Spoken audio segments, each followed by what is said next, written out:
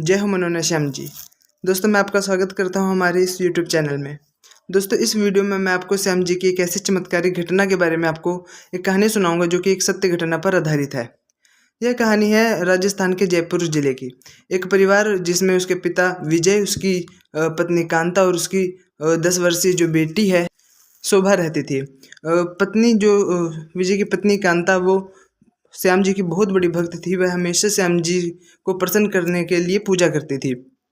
उसकी पुत्री शोभा भी श्याम जी को अपना सबसे अच्छा और करीबी दोस्त मानती थी और अपनी जो दुख दर्द जितने भी प्रकार की जो भी बातें हैं वे श्याम जी से ही करती थी।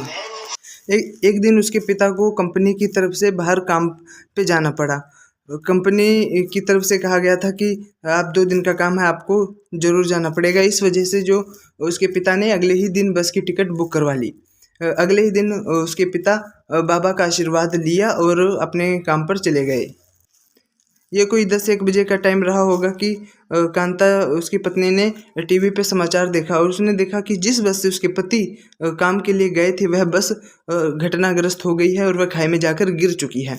यह खबर सुनकर उसकी पत्नी और उसकी पुत्री शोभा बहुत विचलित हो गए और ज़ोर ज़ोर से रोने लगे।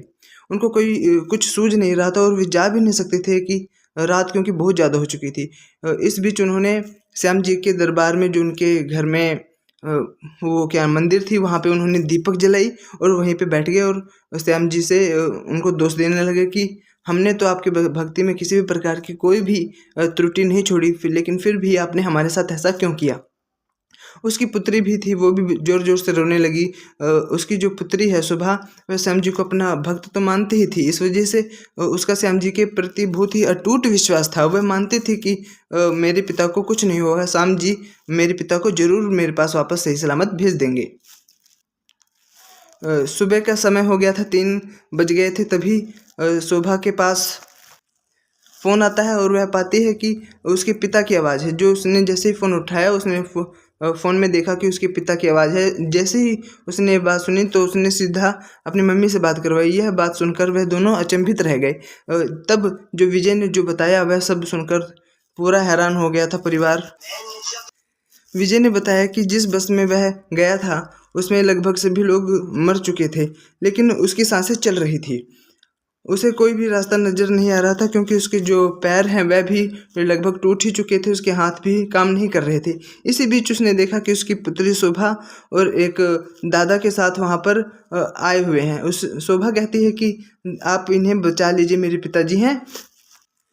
तभी विजय ध्यान से देखता है, वह कोई दादा नहीं थे, वे स्वयं श्याम जी थे जो कि उसकी पुत्री के साथ वहाँ पर आए हुए थे। श्याम जी ने चमत्कारिक शक्ति से उसके हाथ और पैर ठीक कर दिए। किसी तरह विजय उस बस से किसी भी तरह करके बाहर आया और श्याम जी के यहाँ पे नतमस्तक हो गया। वह श्याम जी को लाखों लाख धन्यवाद करने लगा और श्याम जी ने अपने पुत्र के ऊपर हाथ फेरा। जैसे ही विजय ने अपनी आंखें खोली उसने पाया कि वहाँ पर कोई श्याम जी नहीं है और वहाँ पे सुबेरा हो चुका है। इसी बीच उसने किसी व्यक्ति से फ़ोन लिया और अपने घर को फ़ोन मिलाया। ये सब बातें सुनकर उसके पिता विजय, उसकी पुत्री, इन तीनों का श्याम जी के प्रति जो विश्वास था वह गहन तो था ही और दूसरा और बढ़ गया।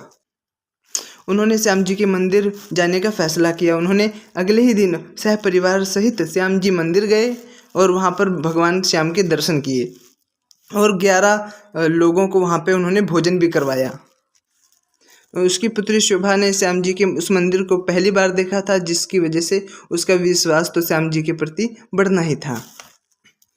दोस्तों आशा करता हूँ कि हमारी यह कथा आपको अच्छी लगी होगी। अगर आपको हमारी यह छोटी सी कथा अगर आपको अच्छी लगी हुई है तो आप हमारे इस वीडियो को लाइक कीजिए। एंड अभी तक आप हमारे चैनल को अगर सब्सक्राइब नहीं किया है तो प्लीज़ हमारे इस चैनल को सब्सक्राइब कर दीजिए।